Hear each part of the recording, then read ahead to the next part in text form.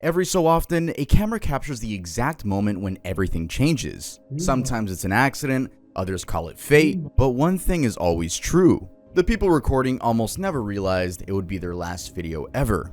And today's video is dedicated to videos that were taken right before disaster struck. This is a volume 2. I believe we did the first video a year ago. But with that being said, I hope you guys got your food ready. I hope you fluffed your pillow before watching this video. Like I've said before, a lot of you guys say you sleep during my videos, and hey, that's great. But does that mean I'm boring? Guys, let me know. Like, if you guys keep saying that you sleep during my videos, am I boring to you? Hopefully not. Hopefully you sleep because of my soothing voice. But with that being said, this video gets serious and pretty dark, so viewer discretion is advised. Let's get started with the topic. Azerbaijan Airlines flight J28243. Now what I'm about to tell you makes sense, but I just want to make it clear for the newcomers of this channel, I can't show these videos. I literally cannot show almost all of them on YouTube. Yes, I will be presenting with the respected image behind me. However, I will play the video up until the point where disaster strikes. On December 25th of 2024, a horrifying video circulated showing an Azerbaijan airplane in its final moments. The video was shot by an eyewitness and captures the exact point the aircraft starts to go down midair, descending rapidly before crashing. Before we talk about the footage, let's back up a little bit to the start of the flight. The flight had taken off from Baku, Azerbaijan, heading toward Aktau, Kazakhstan. On board the flight were 62 passengers and 5 crew members. The aircraft was an Embraer E190, a relatively modern regional jet. Everything had seemed normal and the flight, like most flights, had expected to reach its destination with no issue. However, that sadly didn't happen. About 40 minutes after takeoff, as the plane approached Grozny and entered Russian airspace, the crew reported losing GPS navigation because of jamming. Shortly after, it said that passengers reported feeling a sudden jolt and hearing strange noises from the fuselage. Now, for those who don't know, the fuselage is the main tube-like part of an aircraft where passengers seat, with the wings and flaps being kind of just extras. In the radio transmission between the pilots and the tower, the pilots attributed the sound to a bird strike. But from a video recorded by a passenger on the flight, a part of the aircraft appeared to have taken some damage inconsistent with what a bird strike would do. According to sources, the cause of the crash was rather shocking. It wasn't a mechanical error or pilot error, it was something external, political even. 4 sources close to the investigation report that the flight was accidentally taken out by a Russian air defense system. It was apparently the result of a miscommunication within Russian forces operating near the border. Footage taken from after the crash shows holes in parts of the plane, and that actually gives some substance to the idea that the aircraft actually did come down due to external interference. But why would Russia have any need to bring down an aircraft?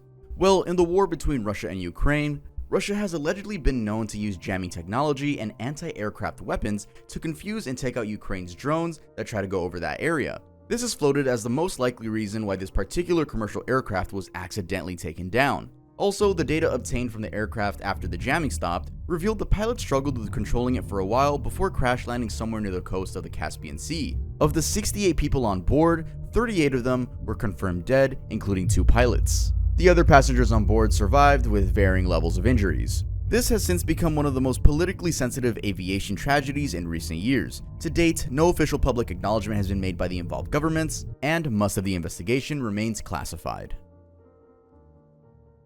Linda Rogers' heartbreaking final video. So on the morning of February 23, 2018, an explosion would shake the foundations of an entire house in the Dallas region of Texas, leaving 1 dead and some injured. On that terrible morning, 12-year-old Linda Michellita Rogers recorded what would tragically be her final video. This video was taken inside her family's home in northwest Dallas, Texas. Now, Linda is known to have been a vibrant cheerleader known for her bright smile, and was described by her mother as someone who was always willing to help. That morning, she was excitedly preparing for a cheer competition that she was to be a part of, walking viewers through her hair routine and showing how she wanted to style it for the event. From the video, you can tell she was full of energy and excitement, laughing as she got ready and all. It's extremely eerie and sad seeing how happy she was compared to what was about to happen next. And what happened was, as she was filming this little video, there had been a gas leak in the house that ended up exploding and taking her life. Investigations later revealed that this was actually something that had been building up for longer than that video, a faulty gas line installed by Atmos Energy that had been leaking for days. The leak had already caused the destruction of 2 houses before taking Linda's life. Unfortunately, despite being informed of the situation after neighbors had reported the smell of gas, nothing was done in time. Some believe that if proper action had been taken, this entire tragedy could have easily been prevented. Now, when the explosion hit, it was catastrophic. The blast destroyed the Rogers home completely and apparently could be heard from blocks away. The sheer force of the explosion sent debris flying across the neighborhood, damaging other homes and vehicles. Linda was found severely injured among the wreckage. First responders rushed her to the Children's Medical Center as fast as possible, fighting to save her life, but despite their emergency efforts, the injuries were too extensive. She was pronounced dead shortly after arrival. Her parents and her brother, who had also been inside the home at the time of the explosion, survived but were left with serious injuries, both physical and emotional. In the aftermath, the family made the heartbreaking decision to release the video Linda had recorded that morning. They hoped it would serve as a powerful call for greater accountability around gas safety and corporate negligence. Atmos Energy, under intense scrutiny, initially blamed the leak and the eventual explosion on factors like heavy rains, shifting clay soil, and aging inflexible steel pipes in the neighborhood. They later carried out repairs and replacements on the gas pipelines in the area, but for the Rogers family and the community, the damage had already been done. A young girl full of life and dreams was gone, and no amount of repairs could ever undo the heartbreak her death left behind. Ivan McGuire jumped but forgot his parachute. This is the chilling story of a skydiver who jumped without a parachute and caught it all on film. I want to make it clear that this person in the video is not him. He had a camera strapped to him, so it's like a first person type of view. So this was his view. This was most likely his friend or someone that was joining him. So this happened on April 5th of 1988. Ivan Lester McGuire boarded a Cessna airplane over Franklin County, North Carolina, ready for another routine dive. As a professional diving instructor with over 800 jumps logged, this was just another day at work. He had his camera strapped to his helmet and was prepared to take a dive just as he had done hundreds of times before. When the plane reached the jump altitude, Ivan leaped out from one side of the aircraft while the other instructor and student driver exited from the opposite end. Everything appeared to be going to plan. The sky was clear, the plane steady, and the group began their controlled descent. In a chilling realization midair, Ivan reached for his parachute cord only to find out he wasn't wearing a parachute at all. In the rush of the day, or maybe just excitement, he had forgotten to strap it on. He had carried another backpack filled with camera accessories and forgot to take the actual backpack with a parachute in it. The video shows the moment the other instructor and student pulled open their chutes, and Ivan is seen to have tried to get his chute open when he realized his error. His last words were recorded as he frantically searched for his parachute. The experienced skydiver said, "Oh my god, no," knowing that what awaited him was a painful end. Investigators ruled out the possibility of an intentional attempt to take his own life. Ivan had made over 800 successful jumps, and even 2 the same day before this one. As some say, he must have been focused on filming the jump and felt the weight of his back was a parachute. Ivan plummeted helplessly toward the ground at insane speeds, and his body was later found about 7 miles from the airport. Investigators ruled it as a tragic human error worsened by poor safety checks. And what makes Ivan's case especially sad is how easily it could have been prevented. Multiple safety checks were supposed to be standard practice before jumps were sanctioned, but on that day, a simple misstep sealed his fate. Devyn Holmes shot on Facebook Live. So before I get into this one, I do want to say that this is a video that circulates around the internet a good amount. I blurred out the weapon because we're on YouTube, but this is a popular video that's shared around a bunch of internet forums, maybe even most likely in Discord servers as well. But I'm very glad I can talk about this and inform you guys on what actually happened, the results, and the fact that, spoiler alert, he's alive.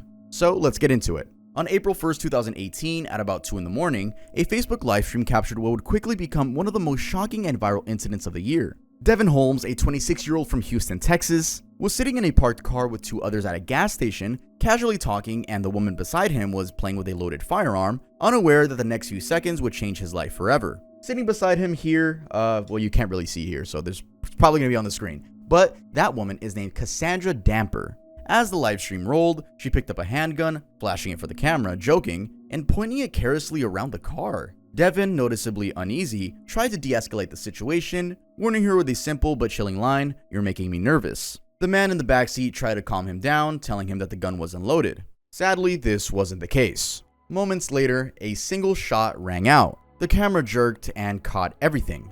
This woman that was playing with the pistol ended up trying to be funny and aiming it at him, saying some dumb quote, and accidentally Well, yeah, I mean, it was an accident. She was just being really stupid. I don't think she was actually intending on shooting him. But anyway, she actually ended up shooting him in the head. Yes, that is almost death certified, but this strong man ended up surviving. We'll get into that a little bit after, but so she shoots him in the head, right? What happens next? Does she take accountability? Does she try to help him out? No. Her and the guy in the backseat run out of the car. Attempted murder right there. The live stream cut shortly after, but not before it showed Devyn slumped over, bleeding from a gunshot wound to the head.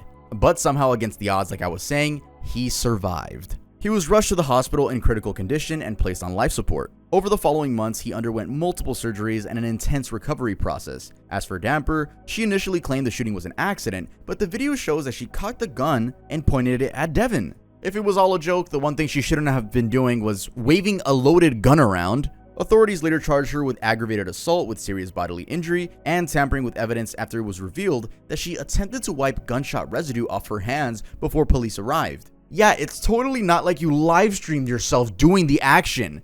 What is the point of cleaning the gun? We saw it happen. Whoa, that was crazy. Avinka, keep that in. That was a crazy voice crack.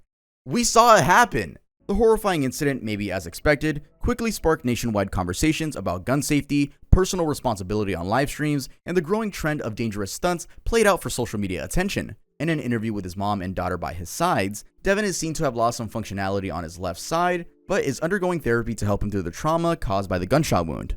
Uli Emanuele filmed his own death while base jumping. Uli Emanuele, a world-renowned wingsuit pilot from Italy, was no stranger to danger. Known for pushing the limits of human flight, he had built a reputation around his gliding at breathtaking speeds through impossibly narrow gaps in cliffs and rock faces. His videos, often shot with a GoPro mounted to a helmet, showcase stunts that would honestly leave any average person in awe. Now, on August 17, 2016, Uli set out on yet another dangerous feat. This time, he was flying through the Swiss Alps, aiming to pass through an extremely tight rock formation that left little margin for error. Uli, always methodical, had prepared meticulously for the jump. The footage from his final flight showed him smiling while he put everything in order to make the jump. But something went wrong. Whether it was a slight miscalculation of his trajectory, a minor adjustment in body positioning, or just an unpredictable gust of air, Uli was unable to make the target. At the speed he was traveling, even the smallest deviation was unforgiving. In an instant, he slammed into the side of a cliff at high velocity. Rescue teams arrived quickly, but it was already too late. Uli had died on impact. He was 29 years old, and like I said, Uli wasn't just another thrill seeker. He was one of the most respected athletes in wingsuit flying. He had made a name for himself in the base jumping community when he filmed a jump for GoPro's YouTube channel, where he used a wingsuit to fly through a 2-meter wide cave. But when you're soaring at speeds upwards of 120 miles per hour with only raw instinct and muscle memory to guide you, there's no margin for error. To this day, Uli Emanuele is remembered not only for the way he died, but more importantly for the way he lived, chasing the impossible, inspiring countless others to fly, and treating the mountains he loved with awe and humility. His legacy continues through the countless videos he left behind, each one a breathtaking tribute to the extraordinary risks and rewards of human flight. The Bahawalpur tanker explosion. I really hope I'm pronouncing Bahawalpur correctly. On the morning of June 25, 2017, a devastating tragedy unfolded on a highway near Bahawalpur in Pakistan's Punjab province. A fuel tanker overturned after the driver lost control while trying to make a sharp turn. As fuel spilled across the road, word quickly got out to the nearby villages. Hundreds of people rushed to the scene, carrying pots, buckets, and whatever other containers they could find. Many were hoping to collect free fuel. Context here being that it was a highly valuable item in a region where poverty sort of ran deep. It's said that to some of them, that was their opportunity to get as much free cooking fuel as they could. Maybe understandable, but on the other hand, they were risking everything to do that. A risk that would come true, resulting in the death of about 200 people, was about to happen. At approximately 6:30 a.m., a spark, reportedly caused by a discarded cigarette, ignited the puddle of fuel. In an instant, a massive fireball erupted, engulfing the crowd in flames. Eyewitnesses described seeing people on fire, running desperately, trying to help themselves. Vehicles were reduced to charred skeletons. The intensity of the flames made it nearly impossible for rescue teams to approach the area quickly. When the fire was finally brought under control, sadly, not everyone was lucky enough to leave with some burn injuries. Many bodies were so badly burnt that they were unrecognizable. In the aftermath, the government was heavily criticized for failing to prevent the gathering of civilians around the accident site, a pattern seen in similar incidents in developing countries. safety protocols were either non-existent or unenforced, leaving people vulnerable to one of the most avoidable mass casualty events in modern history. Arina Glazunova filmed her last moments.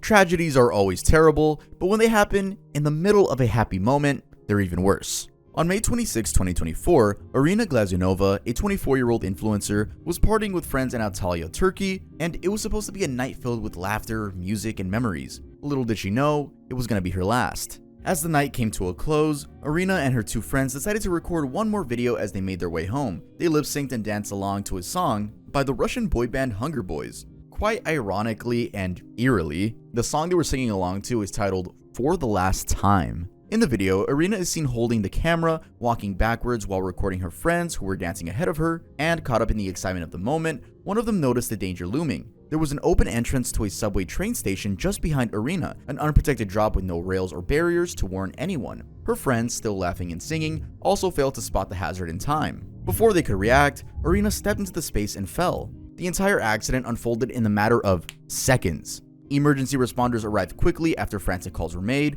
but despite their efforts, Arina's injuries were far too severe. The fall had caused critical damage to her head and neck, and she was pronounced dead shortly after. In the aftermath of the tragedy, local authorities had installed a barrier around the underpass where Arina had fallen. It was something that should have been there all along. But unfortunately, that's not how things played out. Rest in peace to Arina.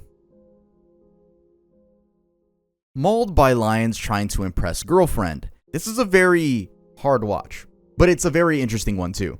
I mean, as you can see, before we even get into the topic, some of the people commenting on because this video is on YouTube Shorts, but you can see the condition that these lions were in didn't seem too, let's just say, too clean. It didn't look too clean, and they don't look like they're living a good life. But anyway, that's besides the point. Let's get into the man that was mauled by the lions. In January of 2025, Farhod Iriskulov, a zookeeper at a private Uzbek zoo, was killed trying to show off to his girlfriend. While on his night shift, Farhod made a decision that would prove fatal. He unlocked the gate where the lions were kept, stepped inside, and calmly walked towards the big cats. At first, the lions seemed uninterested. They just sat there, watching him, almost looking inactive. They gave no immediate reason for alarm. However, as he got closer, things changed. The lions suddenly stood up and began walking towards him with a noticeable speed. Probably shocked, Farhod stepped forward, moving quickly, as if instinctively trying to put space between himself and the lions. He backed up all the way to the gate, but the gate was shut behind him, leaving no easy escape. The lions were already too close, and although this would have been the perfect time to attempt opening the gate, even slowly, Farhod hesitated. His back now pressed against the gate. It was as if he knew this was it for him. Maybe that's also why he switched the camera to his face, though I personally think he was just frantically tapping his phone. But anyway,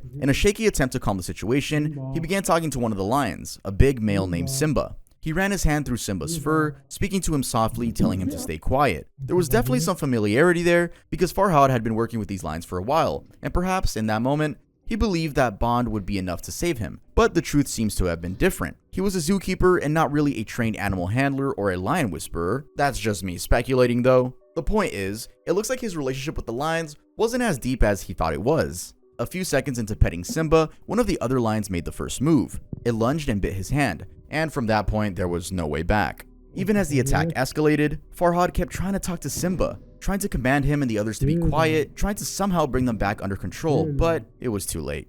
Reports say that the 3 lions ended up taking his life, and in the grim aftermath, it was confirmed that several of his body parts had been eaten. Helen Nyabuto filmed own drowning. On August 18, 2022, Kenyan nurse Helen Wendy Nyabuto live-streamed her final moments while swimming at a pool in Ontario, Canada. During her Facebook Live, she laughed, answered comments, and swam casually. She looked relaxed and happy, enjoying a rare day off from her demanding job at a long-term care facility. For her, this was just supposed to be a fun day. For the first several minutes of the stream, Helen moved comfortably between the shallow and middle parts of the pool, occasionally speaking to her viewers and responding to their messages in both English and Swahili. She was clearly in high spirits. But at one point, she decided to swim towards the deeper end of the pool, and that's when things took a turn. After diving in, she began using the technique many casual swimmers use in deep waters, pushing herself forward by leaping off the pool floor. It worked a few times and she managed to stay above water. But on the last attempt, she hadn't realized she'd gone deeper into the pool, and when she tried to use her feet to jump off the pool floor, there was nothing there. And that was the moment that changed everything. Panic set in. Helen tried to keep herself afloat, but her strokes grew weaker. She was not an experienced deep water swimmer, and her body language quickly shifted from playful to distressed. The live stream's still rolling, which I can't play that part of the video. In case you're wondering why I'm looping the beginning part, I literally can't show her drowning on YouTube. Anyway, the live stream still rolling, caught the splashing and gasping as she tried to survive. What made this even more tragic was that she was completely alone. There was no friend watching, there was no lifeguard, no one to jump in when she needed it most. Despite her visible struggle and cries for help, there was no immediate response. The livestream continued for over 3 hours. The water still, the camera angle unchanged. She had entered the pool shortly after 2 p.m., but her body wasn't discovered until just before 5:45 p.m., when another hotel guest finally noticed and raised alarm. When her father back in Kenya saw the video, he was devastated. He described Helen as the backbone of their family, someone who had taken the responsibility of helping support and educate her younger siblings. Her death, he said, had taken him back to square one. He had no idea where to start rebuilding. Helen's passing left a deep wound in the Kenyan community, both in Canada and back home. She had come to Canada full of promise and ambition, working hard to make a better life not just for herself, but for her entire family. A GoFundMe was started for Helen so that her body could be sent back to Kenya for a proper burial. Her father explained that it was Kenyan culture for one to be buried where they were born, and that he wouldn't be okay knowing that his daughter was laid to rest outside of the country. The target of the campaign was $50,000, but the family was able to raise more than the amount they wanted. Since this is the last one we're going to be talking about today, I do want to say rest in peace to all the individuals we talked about in today's video. So that's going to be it for today's video. If you think I earned your subscription, it would be cool if you could subscribe. It would be nice if I also earned your like. And if you want to watch more of my videos, make sure to go to my channel. I have a playlist where you could sleep to or actually watch me. And I also want to say something that I thought would be inappropriate to promote at the beginning of the video, so that's why I'm saying it here at the end. But I am regularly live streaming on Twitch now, and I am starting a Robloxathon on the 22nd, which is where I'm going to be live for 7 days straight and give myself challenges. So if that sounds interesting to you, make sure to go follow me on Twitch, twitch.tv/Tuvington_. I will see you guys